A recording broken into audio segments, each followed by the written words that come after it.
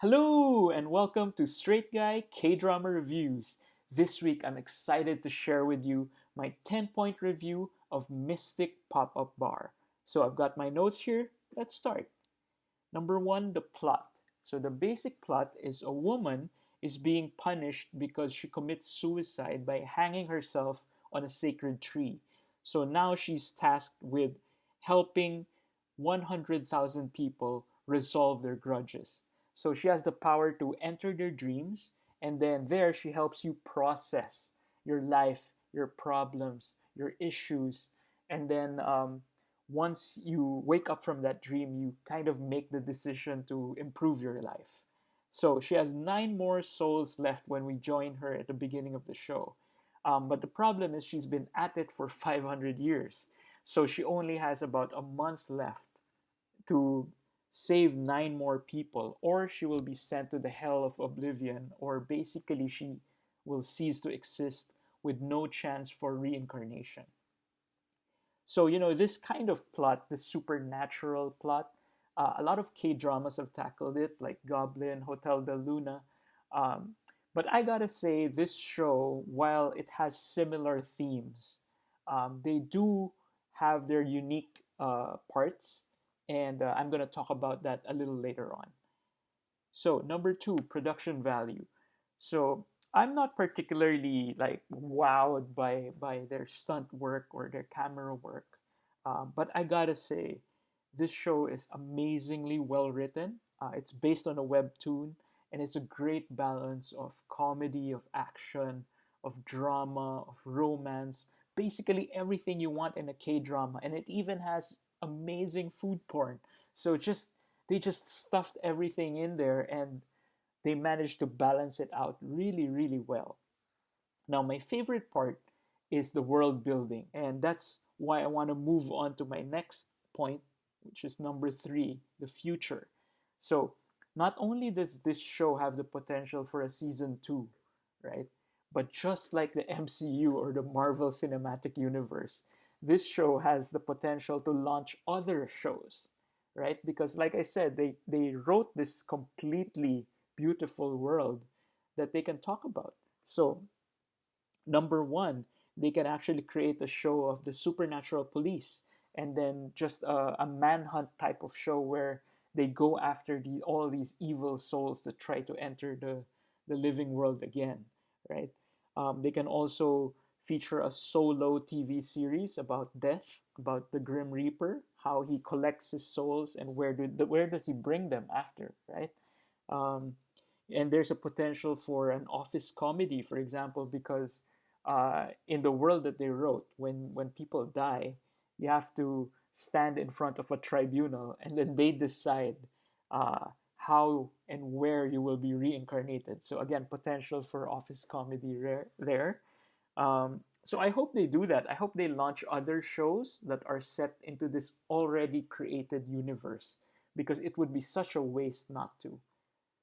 All right, let's talk about the cast. So number 4, Hwang Jung Eum plays Wol Ju. So she's the woman that has to save 9 more people by going into their dreams. In this show, Hwang Jung Eum actually gets the glamour treatment, because in her other shows, like She Was Pretty or Lucky Romance, like she isn't exactly the glamorous woman, right? But here she gets fabulous clothes. Her hair looks great, and wonderful decision by the show, by the way, to highlight her lips, because it's I think it's her best feature. Um, and I love how she portrays this character, because you know Wolju is pretty world weary. Like, she's been at this for 500 years, so she's sort of lost faith in humanity. But she's able to balance that by just being almost like childishly funny, right? Like, she takes particular glee when some of her friends get embarrassed. Um, she seems very petty, in a funny way. So she's able to have great balance. Um, and I particularly like how she navigates this character and how she grows. Remember, it's not easy to show growth because she's already a 500-year-old character, right? So just transforming her from this uh, sort of cranky, world weary person to someone who finds her almost, I would say, finds her vocation, right? So it's an amazing turn. It's an amazing development of character. All right, number five, Won Yu Choi. So he plays the chief, Chief Gui. So, this guy is, I love this actor, but he always seems to be a supporting character. So I'm happy to see that he's finally the main character here. And again, we're talking about balance. He strikes a great balance between being that older, wiser, calmer, very reliable old guy, but at the same time, he's also this great warrior, right? That tracks down, evil souls. So there's a great balance there. And I love how he portrays this character because even if this character is physically powerful, he's willing to take a few steps back. It's a very modern type of K drama leading man, right? Like he's not always the one that insists on being the one saving the day, right? Number six, Yuk Sung Jae plays Han Kang Bay. So, he plays this lovable, goofy character. But I think the best part about Yuk Sun Jae's portrayal is that, remember, his character here is just purely innocent. This guy that is absolutely uh, just nice and kind and always wants to help people. And that can get nauseatingly irritating, right? If not portrayed properly. But he portrays it so well that even if he's this one dimensional, super nice character, you root for him. And that's testament to his acting. Number seven, Jun Hyuk Lee, who plays Won Young. He plays Death or a Grim Reaper.